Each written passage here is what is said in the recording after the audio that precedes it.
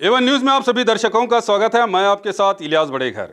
जैसा कि आप सब जानते हैं कि कल भारत की नई संसद का उद्घाटन किया गया, जिसे पीएम मोदी ने उसका उद्घाटन किया।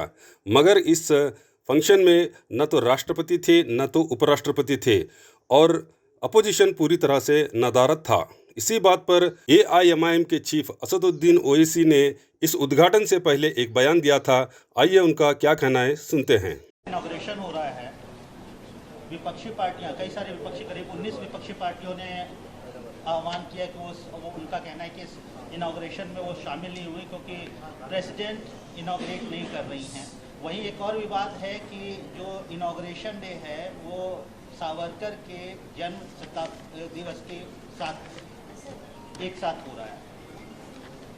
देखिए, आपके सवाल का जवाब मैं इस तरह दूंगा कि 2019 के जब लोकसभा के चुनाव हुए, इंतखाबात हुए, इलेक्शन के बाद लोकसभा में वज़ीर आज़म प्रधानमंत्री ने एक ऑल पार्टी मीटिंग बुलाई थी और उस ऑल पार्टी मीटिंग में जितने पॉलिटिकल पार्टीज़ लोकसभा राज्यसभा में उन सबको दावत दी गई थी। उस ऑल पार्टी मीटिंग में ये एजेंडा था कि one nation one election, what more needs to be done to strengthen the democracy of India, हमारी लोकतंत्र को मजबूत करने के लिए और क्या करना चाहिए। और एक तीसरा पॉइंट था मुझे याद नहीं आ रहा। तो उसमें जितने पॉलिटिकल पार्टीज थे उन सब ने तकरीबन, जो मेरा मेमोरी अगर मेरी राइट है, तो सब ने एग्री हो गए थे वन नेशन इलेक्शन के लिए, सिवाय हमारी पार्टी के। जब मैं था और येचूरी साहब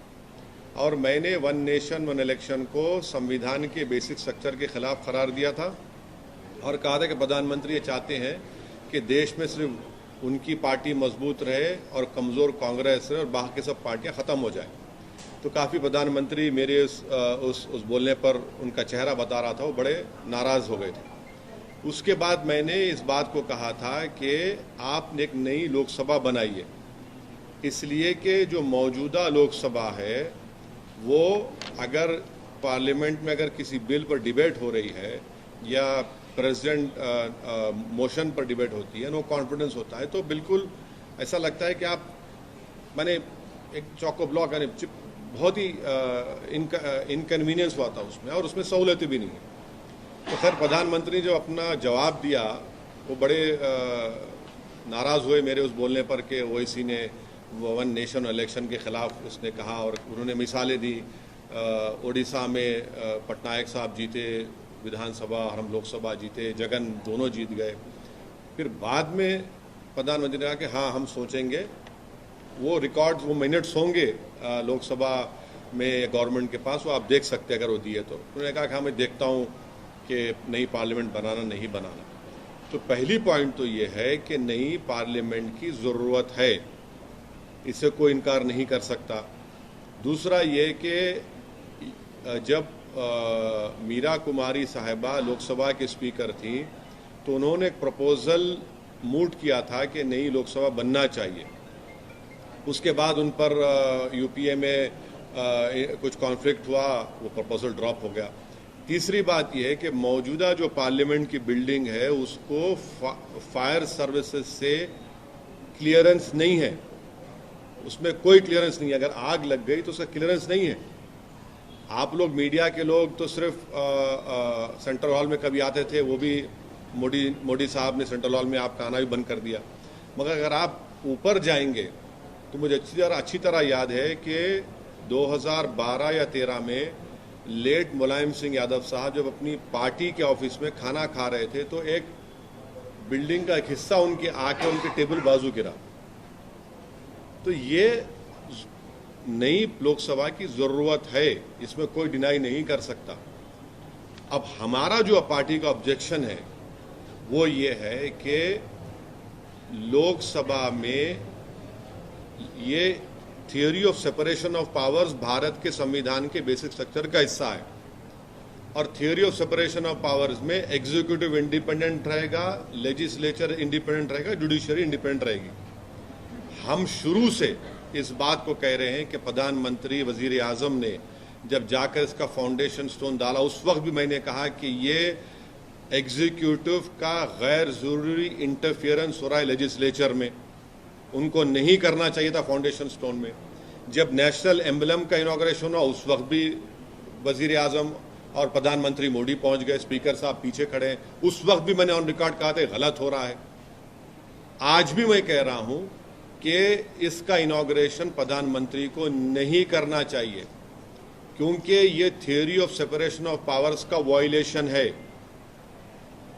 लेजिस्लेचर इंडिपेंडेंट है, पार्लियामेंट इंडिपेंडेंट है एग्जीक्यूटिव से जो प्रधानमंत्री है, पार्लियामेंट इंडिपेंडेंट है जुडिशरी से जो सीजीआई हेड करते हैं उसको। तो इसीलिए हम इसका अपोज कर रहे हैं कि प्रधानमंत्री को, वजीर आजम मोदी को इस नई पार्लियामेंट की बिल्डिंग का इनॉग्रेशन नहीं करना चाहिए, क्योंकि ये theory of separation of powers का ग्रॉस वायलेशन है। ये स्पीकर के डोमेन में, लेजिस्लेचर के डोमेन में एग्जीक्यूटिव इंटरफियर हो रहा है। दूसरी बात यह है कि ये जो अपोजिशन पार्टीज के लोग हमसे कोई कांटेक्ट नहीं किए, हमारी पार्टी से, अब क्यों नहीं किए वो उनसे पूछ लीजिए, क्योंकि उनकी नज़र में हम अछूत हैं, अनटचेबल हैं हम। मगर वो लोग जो बोल रहे हैं कि प्रेसिडेंट को करना चाहिए, वो भी गलत है। वो गलत है, इसलिए गलत है क्योंकि आर्टिकल 53(1) पढ़िए आप लोग। आर्टिकल 53(1) ये कहता, the executive power of a union shall be vested in the president and shall be exercised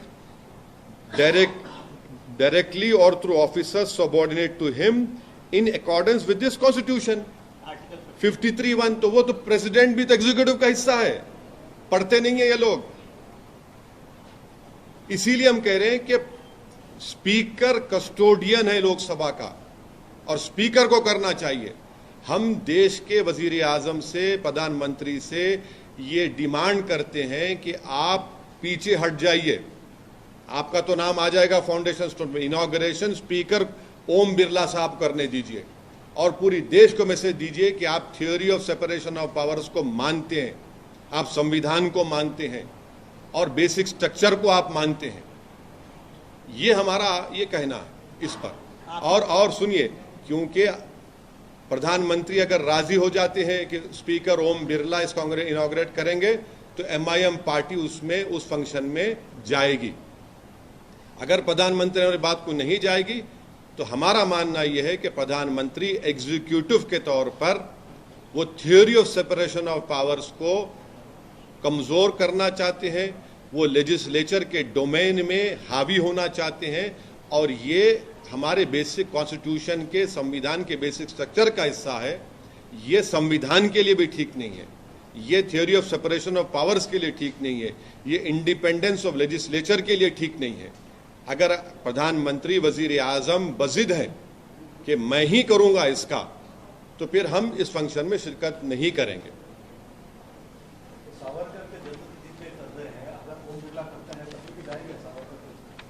अब पहले तो आप पूछ लीजिए प्रधानमंत्री से कि वो असदुद्दीन ओवैसी की इस बात को मानेंगे या नहीं मानेंगे।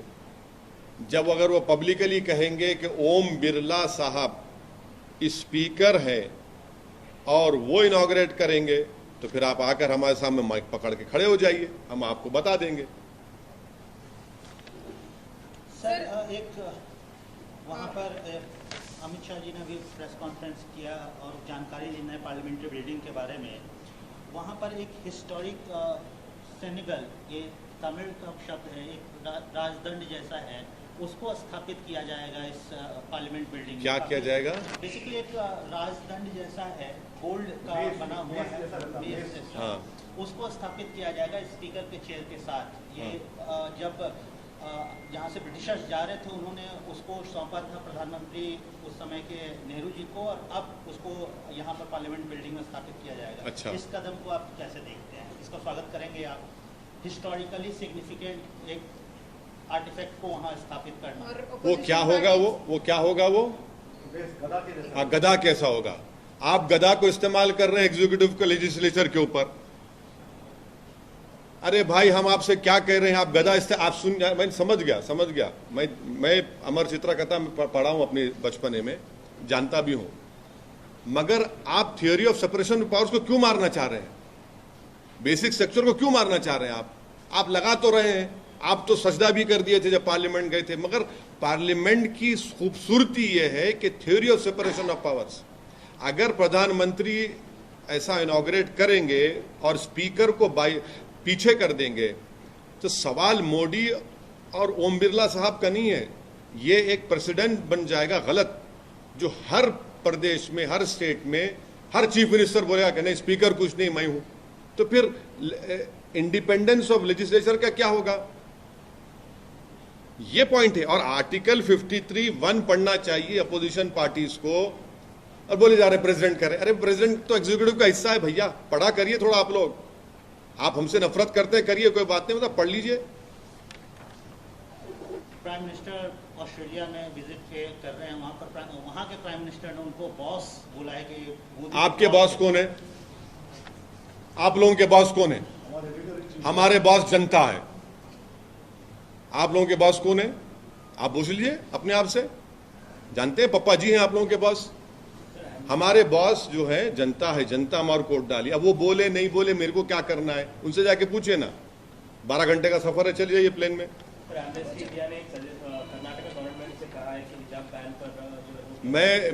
हम शुरू से इस बात का डिमांड कर रहे हैं कि हिजाब बैन अनकॉन्स्टिट्यूशनल है, जो बीजेपी की सरकार ने किया था। वो आर्टिकल 29 राइट टू कल्चर का ब्लेटेंट वायलेशन है, ग्रॉस वायलेशन है। ये हम शुरू से कह रहे हैं। कोई क्या कहता है नहीं कहता हमको मतलब नहीं। हमारा कंसिस्टेंट स्टैंड ये है कि राइट टू कल्चर एक अनफेटेड फंडामेंटल राइट है संविधान में, और मुझे उसका प्रोटेक्शन हासिल है। वो अनकॉन्स्टिट्यूशनल है, उस बैन को जाना चाहिए।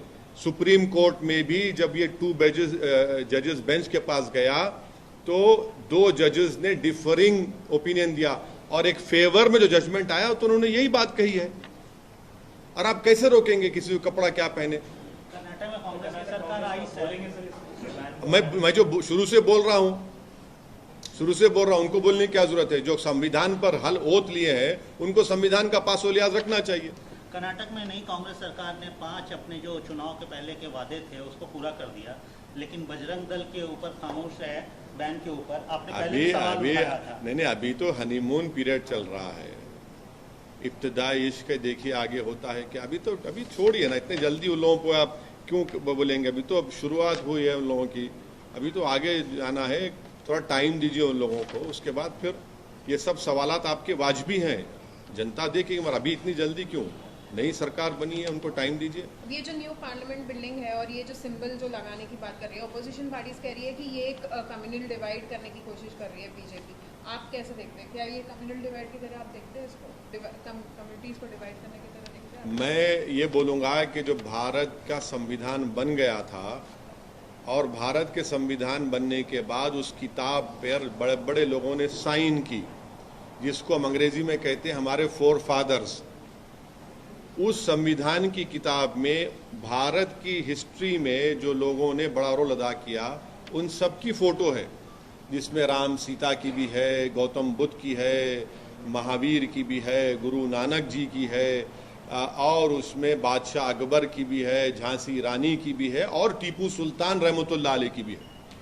वो किताब तो पार्लियामेंट के लाइब्रेरी में मैं देख के आऊँ, आज भी है।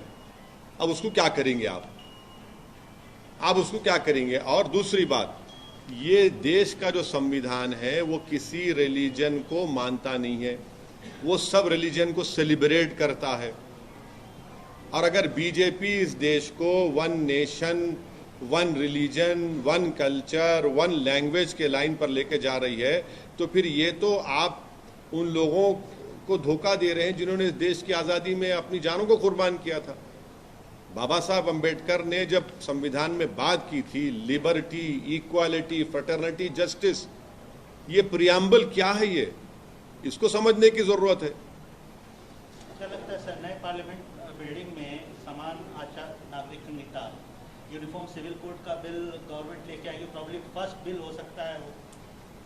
अब नहीं मालूम कि क्या क्या लेकर आएंगे, नहीं लेकर आएंगे, मगर हम फिर से देश के वजीर आजम से, प्रधानमंत्री से डिमांड करते हैं कि आपका नाम तो फ्लैग पर आ जाएगा, वो रहेगा भी, मगर इनॉग्रेशन स्पीकर लोकसभा ओम बिरला साहब से करवा दीजिए। तो दिल बड़ा करिए ना, दिल बड़ा करने में क्या हो जाएगा? आप बाजू ठहरिए खैंची से, ओम बिरला साहब काट देंगे उसको, और क्या है उसमें बुरी बात क्या है? कभी कभी सेकेंडरी भी तो हो जाइए। हर चीज में आपके आगे रहेंगे तो कैसा होगा? ये तो theory of separation of powers का मामला है। हाँ, आपकी पार्टी है, अलग बात है, एग्जीक्यूटिव का फंक्शन है, बिल्कुल आप प्राइम मिनिस्टर हैं, मगर ये तो लोकसभा है, लेजिस्लेचर है, ये तो बेसिक स्ट्रक्चर का हिस्सा है। इसमें भी आप सामने रहेंगे तो कैसा होगा बताइए? फिर संविधान पर आपने ओथ लिया है, आपने तो सजदा किया है पार्लियामेंट के सामने, आपने संविधान को चूमा है। सर, एक और इम्पोर्टेंट जो बात चल रही है आजकल ऑर्डिनेंस को लेकर के, दिल्ली सरकार वर्सेस सेंटर, जिस प्रकार से सेंटर में देखिए, सुनिए, ऑर्डिनेंस जो लाया गया है सुप्रीम कोर्ट के जजमेंट के बाद लाया गया है। लीगली सरकार को राइट है ऑर्डिनेंस लाने का, मगर एथिकली उनको राइट नहीं था। लीगली तो राइट है, एथिकली उनको राइट नहीं था। जब सुप्रीम कोर्ट ने कह दिया तो आपने ऑर्डिनेंस ला लिया, उनको लीगली राइट है। अब हम ये पूछना चाह रहे वो हमारे छोटे रिचार्ज की पार्टी से कि आर्टिकल 370 जब पार्लियामेंट में आया था तो आपने बीजेपी को सपोर्ट क्यों किया? आज आप रो रहे हैं, आज आप रो रहे हैं। कल हम जब पुकार कर कह रहे थे कि आपने सपोर्ट क्यों किया 370 का। 370 को जो निकाला गया है वो कॉन्स्टिट्यूशनल ब्रीच है। आपने जम्मू कश्मीर लद्दाख को अलग अलग कर दिया। जब आपने सपोर्ट किया था, नहीं किया था, दिल्ली के मुख्यमंत्री की पार्टी ने, आपने सपोर्ट किया था, तो उनको बीजेपी को मौका मिल गया ये करने का। अब ये लंबा चलेगा। अब पार्लियामेंट शुरू, अब देखिए, अब सुप्रीम कोर्ट खुलेगा, छुट्टियां शुरू होंगी, वहां पर जाएगा मसला ये, तो सरकार की तरफ से बोला जाएगा कि हम मानसून सेशन में बिल ला रहे। अब बिल आएगा, बिल में बीजेपी की ब्रूट मेजोरिटी है, बिल आ जाएगा, फिर सुप्रीम कोर्ट जाइए, चलिए जंग चलिए, वहां चलते रहेगी। ये देखिए, आप व्हाट, अंग्रेजी की कहावत है, what goes round comes around, ये उनसे हुआ है। आप 370 क्यों सपोर्ट किए बताइए? 370 आपने सपोर्ट किया ना, नहीं किया? अगर आप उस वक्त आपको ख्याल होता कि आप खुद एक यूनियन टेरिटरी में हैं और एक स्टेट को तोड़कर यूनियन टेरिटरी बनाया जा रहा, तो आपके तो कान खड़े होना चाहिए थे कि तो हमसे भी होगा, ये सांप हमारे गले में डाला जाएगा हमारा। आपको बड़ा, आपका सो कॉल्ड नेशनलिज्म पर आपको चलना था। सर, फिर से गाली पॉलिटिक्स हो रही है। अधीर रंजन चौधरी ने प्राइम मिनिस्टर को पागल मोदी बोल के बोला है। कौन? अधीर रंजन चौधरी। आप जो बोल रहे हैं उनसे पूछिए। मुझे तो इतनी गर्मी नहीं हो रही है, गर्मी जरूर है, मगर इतना तो गर्मी नहीं होनी चाहिए। वो जो बोल रहे हैं उनको उनसे पूछिए कि उन्होंने क्यों कहा है, भाई किस मूड में कहा है, क्या कहा है। मैं कैसा बोलूंगा? मैं तो ये कह रहा हूं कि प्रधानमंत्री दिल बड़ा करके स्पीकर लोकसभा से कह दें कि आप इसका इनॉग्रेट कर दीजिए, खत्म होगी बात। सर, कभी न कभी आप भी अब ये नए पार्लियामेंट में जाएंगे। हाँ, जाएंगे, बराबर जाएंगे। मैं, अरे उस ऑल पार्टी मीटिंग में तो मैंने ही कहा था, मैं सुनिए, मैंने ही कहा था कि नई बिल्डिंग बनाइए। और उस मीरा कुमारी ने प्रपोजल भी उस वक्त यूपीए ने किया था, बाद में ड्रॉप हो गया वो। बिल्कुल मैं कह रहा हूं, नई पार्लियामेंट की बिल्डिंग की जरूरत है। आप लोग अंदर देखते नहीं है हम लोग कैसा बैठते हैं, कितनी मुश्किल होती है जब पूरे, अगर 450, 500 छोड़िए, अगर 450 मेंबर बैठे, कितना मुश्किल होता है जाना निकलने के लिए। तो नए पार्लियामेंट में गए सर, आप देखे कैसी बिल्डिंग है? नहीं, ये ना थी हमारी किस्मत, नहीं कि प्रधानमंत्री चले गए, वो खुद देखे हैं, फाउंडेशन स्टोन से लेके, एम्बलम से लेके, नई बिल्डिंग में जाकर आपने दबा दबा कर फोटो ली, आपने पूरा एक आधा घंटे का प्रोग्राम कर दिया आपने।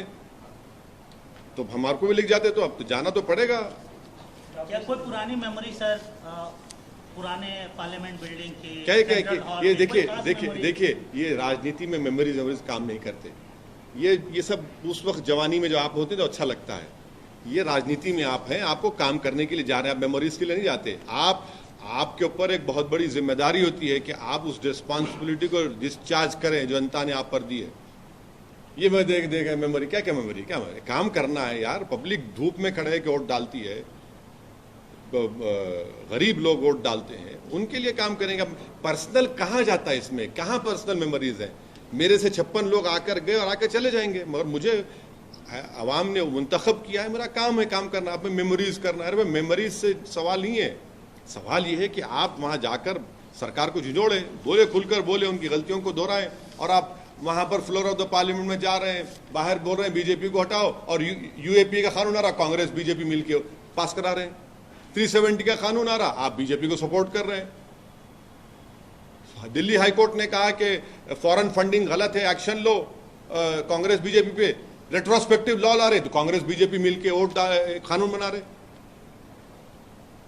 यकीनन वो एक पुरानी बिल्डिंग है, तारीखी बिल्डिंग है। उस बिल्डिंग की सबसे बड़ी खुसूसियत और अहमियत हमेशा रहेगी कि उसमें संविधान को बनाया गया था, उसमें भारत के आइन को, कॉन्स्टिट्यूशन को बनाया गया था। उसमें बाबा साहब अम्बेडकर ने नहीं मालूम कितने हजारों घंटे बैठकर उस डॉक्यूमेंट को लिखा, उसमें अपना खून पसीना उसमें बहाया उसमें।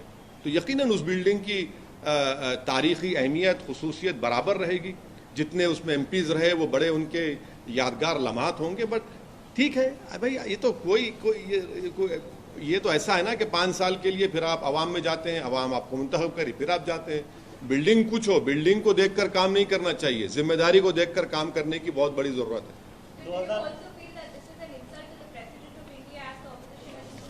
No, I am of the opinion that what the opposition parties, the so-called opposition parties, the so-called secular parties, who in their view I am an untouchable, political untouchable, they are saying president, but they forget, they are talking about Article 79. I am talking about Article 53(1), which says the executive power of a union shall be vested in the president and shall be exercised directly or through officers subordinate to him in accordance with this constitution.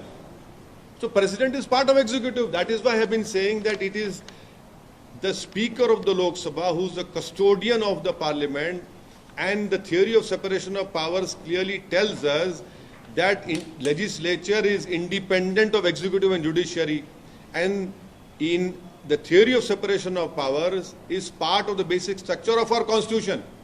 The Prime Minister should not enter into the domain of legislature. The judiciary cannot enter into domain of legislature, and vice versa, legislature cannot enter into domain of executive or the judiciary. That is part of the basic structure of the constitution. So I still hope that the Prime Minister of this country would show his large-heartedness, will show his love for the constitution. As a true constitutionalist, if he is, then he should allow the Lok Sabha Speaker to inaugurate the new parliament. And if he does, then of course MIM will be there. But if the parliament is hell-bent on inaugurating because he wants to inaugurate everything, because the BJP believes that nothing happened before 2014, if the Prime Minister does that, then we will be compelled to not to attend that function. But please remember that in 2019, the first all-party meeting which was held after the Lok Sabha results had come out, I had demanded that a new parliament building should come up, and I'm sure that the Lok Sabha or the Prime Minister office must be having those minutes. I had raised this issue. Sir यहाँ पे भी अब election होने वाले हैं, आप भी ताबड़तोड़ इनॉग्रेशंस कर रहे हैं, भी जा रहे हैं, हाँ। तो क्या MIM शुरू कर दिया यहाँ का? देखिए, इलेक्शन के लिए तैयारी करना ये MIM की फितरत में नहीं है। आवाम की खिदमत करना 24 घंटे ये MIM की मिजाज में है, ये MIM की सोच में, MIM की फितरत है। इसीलिए कोई पॉलिटिकल पार्टी का दफ्तर इतना बड़ा नहीं है दारुसलाम की तरह, जहां पर हफ्ते में 6 दिन बगैर किसी की रोक टोक के 6-7 MLAs, 1 MP, 2 MLC, पूरे कॉरपोरेटर्स MIM के मेंबर बैठे रहते, आवाम की खिदमत के लिए। जनता आती यहाँ पर, जनता दरबार में अपना काम करा के जाती। तो इलेक्शन की तैयारी वो पार्टी करते हैं जो 4.5 साल सोते रहते हैं, आवाम की खिदमत नहीं करते, और इलेक्शन से 6 महीने पहले, जैसा हम उर्दू में हैदराबाद में बोलते बासी कड़ी को उबाल आ गया, तो उस तरह के काम करते। हम लोग 5 साल दबा के देख को गर्म रखते। अब उसमें कभी क्या क्या पकता अलग बात है, बट हम लोग कंसिस्टेंटली आवाम के दरमियान में रहते हैं। और ये हमारे लिए नई बात नहीं है, ये इस रिवायत को, इस रिवाज को, इस स्टाइल को, इस पॉलिटिकल खिदमत के तरीके को हमारे लेट सालार सुल्तान सलाहुद्दीन ओवैसी रहमतुल्लाह अलैह ने शुरू किया था। ये जारी रहेगा, ये हमारा काम करने का तरीका है। वो दूसरे पॉलिटिकल पार्टीज जो है 4.5 साल सोते और हैदराबाद में बोलते मैले आंखा लेके ऐसा आंखा मल के उठते अब और इलेक्शन आ रहा चलो भागना है।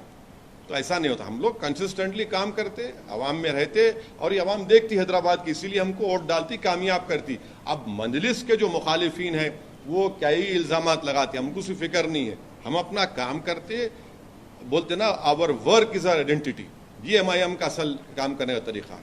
कितनी सीटों पे कोई अभी तो वो बात आपको चुनाव का जब इलेक्शन कमीशन आएगा अपना डेट्स बोलेंगे, अक्टूबर नवंबर में होंगे, शायद जब भी होंगे। ಮಹಾನ್ ತತ್ವಜ್ಞಾನಿ ರೂಸೋ ಅವರ ಹೇಳಿಕೆಯ ಪ್ರಕಾರ ದೇಶದ ಭವಿಷ್ಯ ಶಾಲೆಯ 4 ಗೋಡೆಗಳ ಮಧ್ಯೆ ನಿರ್ಮಾಣವಾಗುತ್ತದೆ. ಈ ತತ್ವವನ್ನ ಆಧರಿಸಿ ವಿಜಯಪುರ ನಗರದಲ್ಲಿ ಸುಮಾರು 40 ವರ್ಷಗಳಿಂದ ನಡೆಯುತ್ತಿರುವ ಏಕೈಕ ಶಿಕ್ಷಣ ಸಂಸ್ಥೆ ಎಂದರೆ ಬಿಜಾಪುರ ಜಿಲ್ಲಾ ಅಂಗವಿಕಲರ ಕ್ಷೇಮಾಭಿವೃದ್ಧಿ ಸಂಸ್ಥೆಯ ಅಡಿಯಲ್ಲಿ ನಡೆಯುತ್ತಿರುವ ಶ್ರೀ MS ಖೇಡ್ ಪೂರ್ವ ಪ್ರಾಥಮಿಕ ಹಾಗೂ ಪ್ರಾಥಮಿಕ ಶಾಲೆ, ನರ್ಸರಿ, LKG, UKG ಹಾಗೂ 1ರಿಂದ 5ನೇ ತರಗತಿವರೆಗೆ.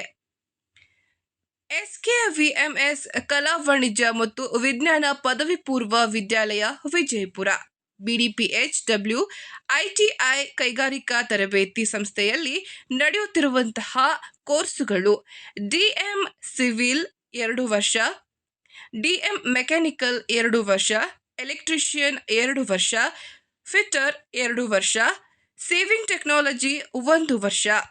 ಸುಸಜ್ಜಿತ ಕಟ್ಟಡದ ವ್ಯವಸ್ಥೆ ಕೂಡ ಇರುತ್ತದೆ. ಮಾತೃಶ್ರೀ ಅಂಬವ್ವ ಖೇಡ್ ಕಲಾ ವಾಣಿಜ್ಯ ಮತ್ತು ವಿಜ್ಞಾನ ಮಹಾವಿದ್ಯಾಲಯದ ವಿಶೇಷ ತರಬೇತಿ CET, NIIT, NEET, AIEEಗಳಿಗೆ ವಿಶೇಷ ವರ್ಗಗಳು, ಆಧುನಿಕ ಪ್ರಯೋಗಾಲಯ ಹಾಗೂ ಡಿಜಿಟಲ್ ಗ್ರಂಥಾಲಯ ವ್ಯವಸ್ಥೆ ಇರುತ್ತದೆ. 15 ವರ್ಷಗಳ ಅನುಭವ ಉಪನ್ಯಾಸಕ ವರ್ಗ, ಗಂಡು ಮತ್ತು ಹೆಣ್ಣು ಮಕ್ಕಳಿಗೆ ಪ್ರತ್ಯೇಕ ವಸತಿ ಸೌಲಭ್ಯ, ವಾಹನ ವ್ಯವಸ್ಥೆ, ಮೆರಿಟ್ ವಿದ್ಯಾರ್ಥಿಗಳಿಗೆ ಸ್ಕಾಲರ್ಶಿಪ್ ಸೌಲಭ್ಯ ಕೂಡ ನೀಡಲಾಗುತ್ತದೆ. ಜೊತೆಗೆ ವಿಕಲಚೇತನ ವಿದ್ಯಾರ್ಥಿಗಳಿಗೆ ವಿಶೇಷ ರಿಯಾಯಿತಿ ಮತ್ತು ಇತರೆ ಸೌಲಭ್ಯಗಳು ಇಲ್ಲಿ ಲಭ್ಯವಿದೆ. ಇವರ ವಿಳಾಸ ಖೇಡ್ ಕಾಲೇಜ್ ಆವರಣ, ಮಠಪತ್ ಗಲ್ಲಿ, ವಿಜಯಪುರ 586101. ಮೊಬೈಲ್ ಸಂಖ್ಯೆ 9972855777. ಮತ್ತೊಂದು ಸಂಖ್ಯೆ 8310884823. I am Professor Hundekar here, engaging classes for commerce, PUC first year to MBA, dealing in subjects like financial accounting, corporate accounting, financial management, management accounting, income tax, cost accounting for degree and MBA. My timings are after 2 p.m. onwards, and I engage and I have given very good results. And usually in PUC2 board, people have secured out and most of the cross 90. So if you are interested in building up your career in accounts, you may join Hundekar tuition classes. तो और खबरों के लिए देखते रहिए A1 news channel, the face of trust.